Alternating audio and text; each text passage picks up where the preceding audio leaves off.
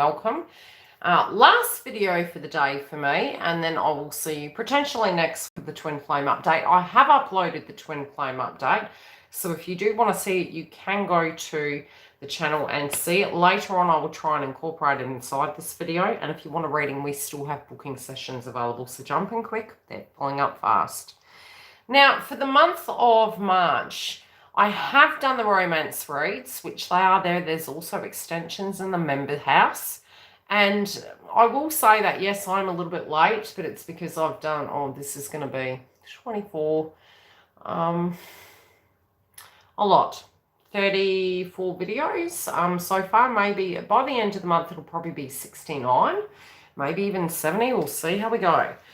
So let's have a look at your energy. Now, this is both psychic, intuitive, and astrological. Complications for you may have arisen during Mercury retrograde. Now, this may have been family related. It might have been, okay, what do we need to do? There might have been a lot of expenses. It may have been in circumstances of the errands and the things that you needed to address. Now, this also can be to do with projects that you wanted to achieve. Maybe at a financial level, you were unable to do such. And some of you, because it does relate to fourth house, it may be expansion, moving, or decorating. So however it relates. But definitely your commitments may have been a little bit off par. Even relating to both children and family, you may find that things can get back in an equilibrium as we move towards the new moon in Pisces. We do have the fifth house activation for you guys. So the fifth house is going to be creative. It's getting back to balance. It's maybe being able to achieve some of those luxuries and having more of a social setting. And even in your romance house, you may find you're moving more towards a more balanced way of being when it does come to openness relating to connections. So yes, this can be quite a romantic month for you guys, Scorpio. But doing social things that you energetically enjoy, I feel you're looking at the relativity of what was going on in the retrograde and looking at how you can balance things out moving forward. And it is really a work-life balance. Is okay, you know, emotional issues relating to childhood may have come up. Co-creative endeavors, looking at it and feeling if it was relevant. But I do feel for a lot of you, it was really looking at those wounds and having to address some of those things head on. Now, we will have an opportunity, especially in your health house. So if there were circumstances that were happening during the month that were very stressful and tedious, you will be able to address those areas, especially relating to Venus. And whenever I say Venus and I look at the health sector, I'm always for the feminine and masculine element of things. I'm looking at the dynamics of balancing your base chakra, sacral chakra, and solar plexus. So the reason I say that is because it's feminine in nature. It's Venus, but it's also the intuitive energy of your emotions that need to be in check and in balance during this time. So how can I articulate it in a politically correct sense for YouTube? It might be checkups relating to feminine frequency downstairs. You know, getting those checkups done if it's out of alignment. It might be cycles falling out of sync. It may be lower back issues, you know, and inflammation related to that domain. So really, especially with your diet and the stress levels from anxiety, looking at the reality of it and seeing whether it can be a manageable circumstance moving forward. Because we have both Saturn and Jupiter in the house of Aquarius, the retrograde was asking us to view that area so that in moving forward, we weren't overburdening ourselves. Now, when we have Venus into Aries, you may be able to tackle some of your health if you're wanting to get, you know, your weight under control, because when we had Mars transiting Taurus, it was causing stress eating. It was causing some of us to eat maybe things that we, could be a packet of chips. It might be just eating on the run, maybe not eating at all and then eating a lot. But it's whatever we were doing from an emotional point of view that now in a pain body experience is there to be addressed. So, and I'm not saying that everyone has their diet out of order, but the emotions relating to such inflammation, it can be, you know, sort of sensitivity to food and things to that degree that may have arisen for you. Now, from your emotional well-being point of view, because we have the new moon in Pisces, it is to do with our psychology. And let's have a look at that for you guys, if I can see through the glaring light. Some of you may have felt that you're not having enough quality time, and some of you may have some creative endeavors that you're wanting to move forward. This is a very fertile time for you, so do be super cautious, especially if it's something that you're not wanting to achieve right now. However, as Mercury goes completely direct out of shadow, if you have any projects that you're wanting to launch, you may find they can be more successful at that time. You may also find that the way you view life can be more positive, but your intuition is going to be deeply important. And I do see for some of you, some of that may have been hindered during the retrograde due to conditioning and belief systems, both at work, both at home, push-pull energies. Some of you may be actually moving home. Now, the reason I say that is because you're looking at what home means. Yes, for some of us, it can be a physical location, but it's also internal to self. It's a little bit like a snail with a shell or a crab with a shell. As we evolve, we change, and those things change. Some of you in the months moving forward may move home. Some of you, in a sense, can have a lot more socialization, and that's something your soul's craving. You're a very you guys are a very social being, so to speak, but you're very selective about who you mix with. And you do tend to find that people are very comfortable with telling you things due to the fact you have this very welcoming energy, but more so intuitive energy. So people tend to come towards you for advice. With Mars transiting into Gemini, let's have a look at that. If I can see through. Okay, so we can have circumstances where, you know, you could be looking back at your childhood, maybe ancestors that are passed over, but really, 8th house is to do with intimacy. It's to do with trust. It's to do with stability. It's fears of, you know, things ending, but it's also working with people that are wanting to work with you and not taking it personal. So, you know, whenever we're in a tribe, especially when we're quite young, sometimes we can look at the resonance of family and tribe and feel we don't directly resonate or they don't understand us, and it's the languages of love, so to speak.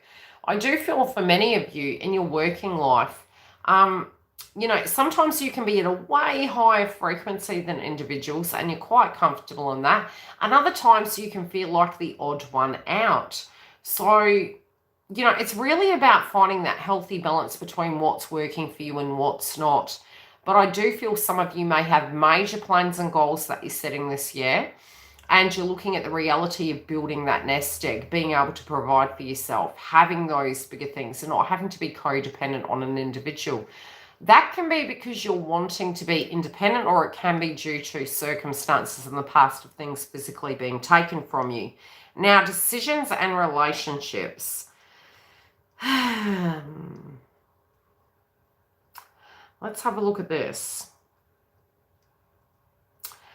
Some of you may have a love interest that's going through a very similar circumstance.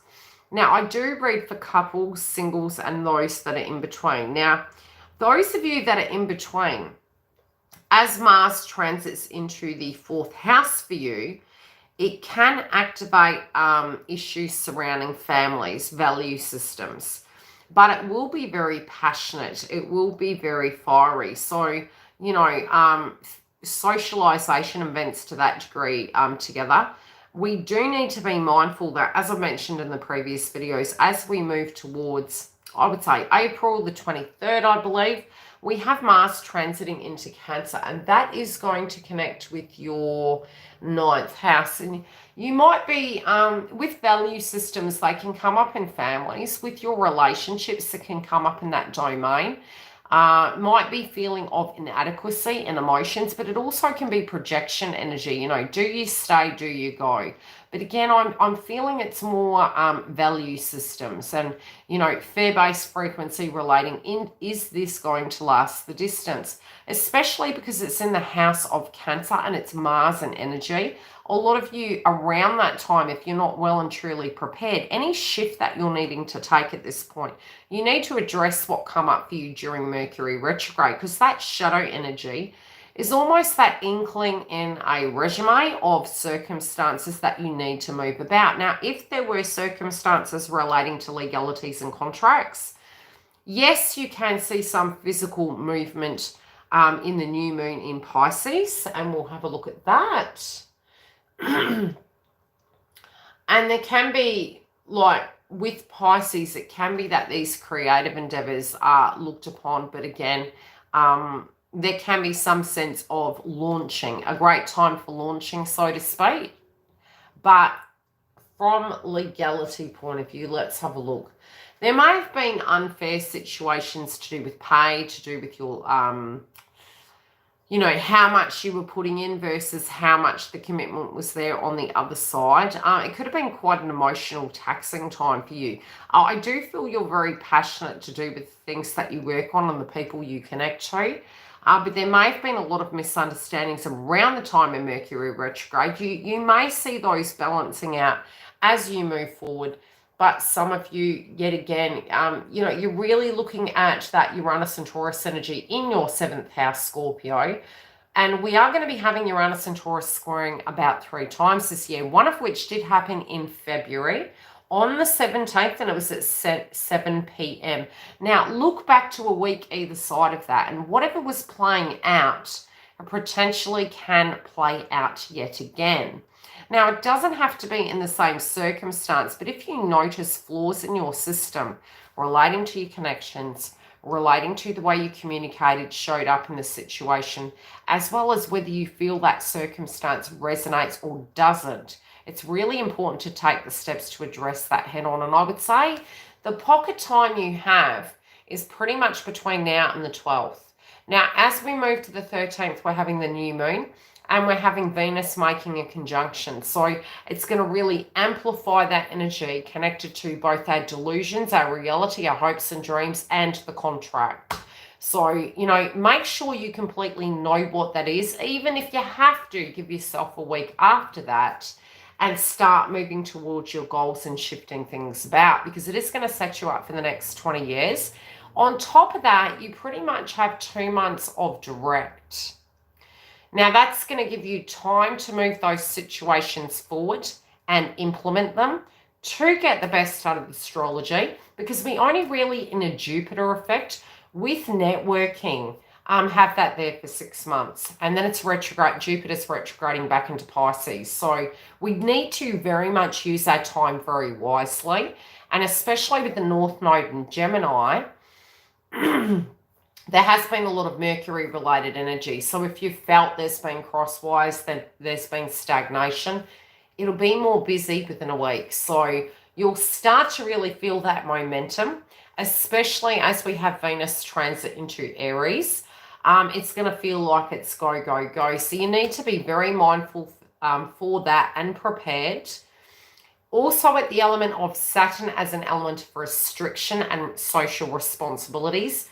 If we feel we're unable to maintain that, we need to shift things about. And we need to really look at that in an observation point of view and go, okay, can I physically, psychologically, spiritually, physically maintain that? Or do I need to address it, shift things around so that it can be more successful? That can be our relationships, that can be emotions relating to circumstances, it can be our connections and the way we deal with our money and finances. I'm feeling as though for you guys, when you really look at some of the expenses you have, some of you may be looking at, do you really need them? Some of you may be purging habits, routines, and social situations. And some of you can actually suddenly have these major second thoughts. And that'll be more those of you that are studying and looking at things of, does this resonate with you? And if you've been forcing yourself to be sort of Cinderella wearing Drusilla's shoe, if the shoe doesn't fit, you're going to really feel by April that's going to be super tough for you. So really pay attention to your emotions inside of it. You don't want to force something if it doesn't feel it resonates with you. Now, I will see you during the month. If you have any questions, feel free to write them in the box directly below, and I will get back to you and respond to you in relation to those. Love and light, guys. Bye.